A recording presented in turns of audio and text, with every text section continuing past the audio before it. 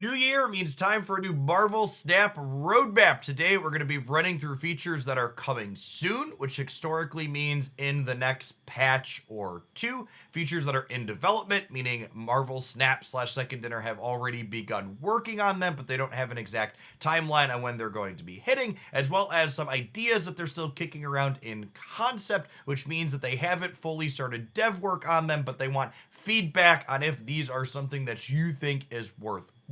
Let's go ahead and dive on into all of the details now.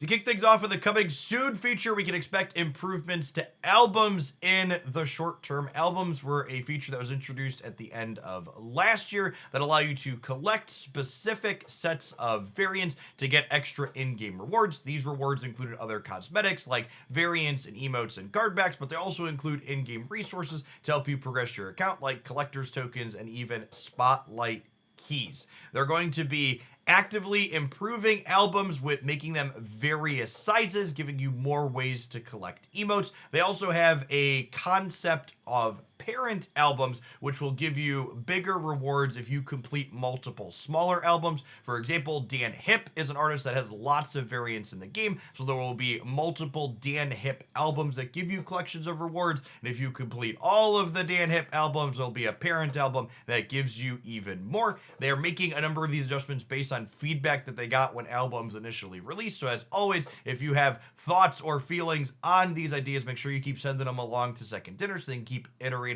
on this concept.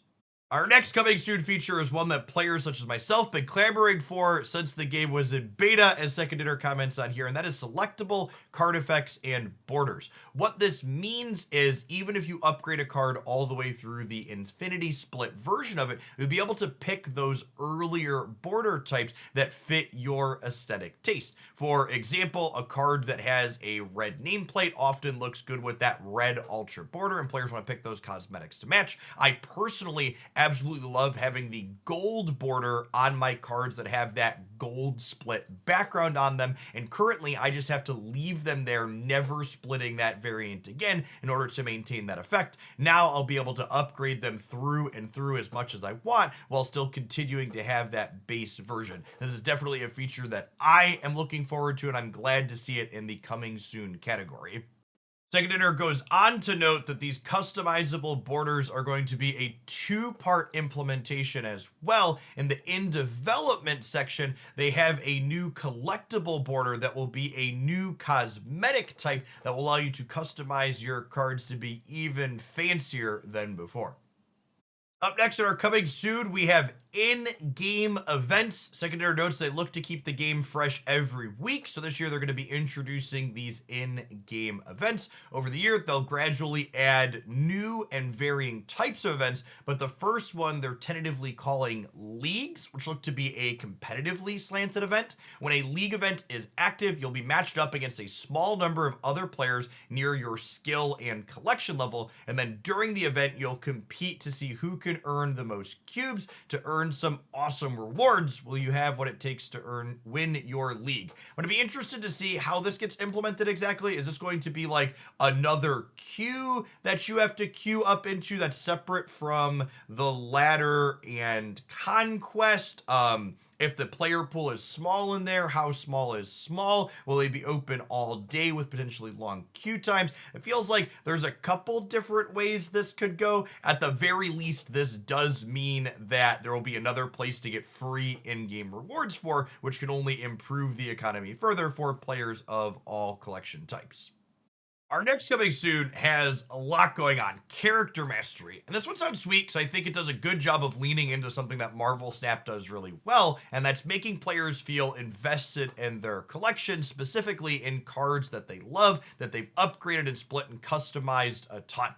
What Character Mastery is going to do is allow you to kind of show off which cards you're the most invested in. Whether you're splitting your Venom for the 157th time, or you're picking up your 10th Jeff the Baby Landshark variant, all of these ways that you interact with specific cards are going to give you more mastery for that character, will let you unlock new splits and exclusive rewards. Eventually, when you get your character mastery high enough, there will be new reaction emojis that will be collectible as well, like we see here for Goose and Wolverine. And I actually really love the concept of this. As someone who's kind of hit or miss on the regular emotes in Marvel Snap, I really like these specific emotes that we have that lets you react to cards or locations. They tend to feel more neutral or fun than emoting directly at my opponent because you're directing at a piece on the board. And I think having these for specific characters is a really fun and novel thing to be adding and a great thing to add for this character mastery. I wonder if we're going to see a set of emotes like this potentially for every character in the game as you unlock mastery for them, or if it'll only be certain ones to start. I'm interested to see what that detail looks like. It says, in the current design, every few levels of character mastery gains you an unlock a mastery milestone. Each character has unique mastery milestones for you to complete. Imagine reaching Deadpool Mastery 10 and unlocking a challenge to have your Deadpool be over 100 power in a match. Oh, so this is interesting. So the character mastery isn't just going to be splits and cosmetic related. It's also going to be doing specific things with the card. Completing a mastery milestone will earn new rewards for that character, including new split unlocks, collectible border, or currencies to help you increase your collection level. So it seems like they're adding a number of ways to gain additional free resources in the game, which is sweet in addition to the other things that these features are bringing. From things that are coming soon to things that are in development, we have a list of game features that are actively being developed, iterated, and improved upon, but probably aren't going to be landing in the short term in the next few patch cycles. These features that are currently in development include the first iteration of clans, i.e. social features, collectible borders, booster vats, more event types, and an in-game graveyard. Praise be! I need to be able to see which cards have been destroyed or discarded without depending on a third-party tool like Untapped. Second Dinner, please prioritize that one. What is Clans 1.0? They've heard requests for more social experience in Snap. They've been prototyping the first version of Clans. This feature will enable you to join or create clans, which will allow you to work together with other people in your group to complete missions and earn collective points to accumulate rewards for all members. More free stuff! Praise Brode, it's the more free stuff roadmap. Everybody cheer! We like free stuff. Give everybody cheer, our next in development feature here, Booster Vats. Do you dream of picking a character to get boosters after a match? Yes. Yes, I do, Second Dinner. Booster Vats are a feature geared towards targeted booster acquisition of characters of your choosing. The Vats are going to come in sizes from small to Hulk size, which award more and more boosters as the Vat gets larger. Pick a Vat size you want to use, pick a character you want to target, and complete an objective to crack the booster Vat and collect your boosters. Objective is kind of vague. Is that going to be like a mission style, complete a specific type of thing in the game? That'll remain to be seen, but either way, a way to specifically target boosters onto certain cards is sweet. That's something myself and many others have been asking for, and it will go hand in hand nicely with the character mastery features that were in the coming soon section, so you can help prioritize getting boosters on cards you want to work on more mastery for. Finally, we close out on some things the secondary team has in concept. These are things that they're like kicking around from a theory perspective, but no actual development or engineering resources have been dedicated to them yet. These are the ones that I think are some of the most important that myself and others can give feedback on in the community because they haven't really been molded in any solid form yet, and they're flexible based on what Second Dinner hears people wanting. Some future concepts they're currently thinking about are new game modes, new game boards, clan competitions, ultimate variant evolutions, and new card mechanics. I think new game mode is the one that excites me the most. I personally would really love a 2v2 game mode in Marvel Snap. Maybe you could do something with 5 locations where each player plays to 2 on their side and both players on the team can play to 1 in the middle. There's lots of different ways you could do it, but I think a social focused game mode where I can team up and play with a friend would be a great way to keep myself and others engaged in Marvel Snap, having fun for the future.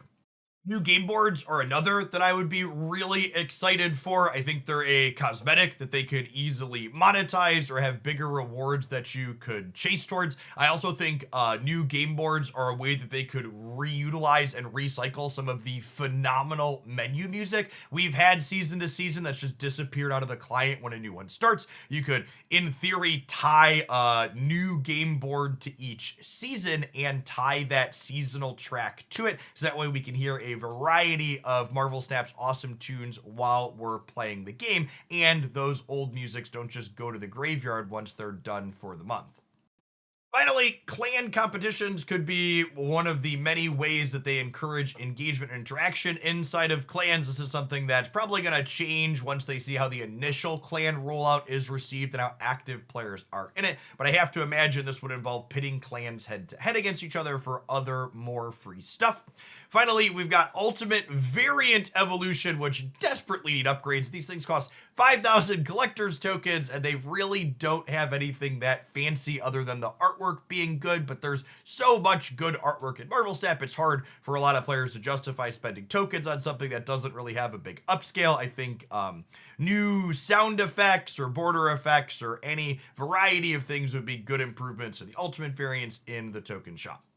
To give some closing thoughts on this 2024 roadmap for Marvel Snap, I think there's a lot of things in here that sound like they're going to be giving players extra in-game stuff for playing the game, which is good. One of the things players always clamor for is more ways to earn free rewards. I also think a number of the features they're developing are leaning into a lot of Marvel Snap strengths, i.e. the card customization and cosmetics that are unique in everybody's collection. Character mastery specifically seems like it's a pretty well-designed system to encourage players to love and care about specific characters and cards that they've upgraded a ton, even more than they already do now.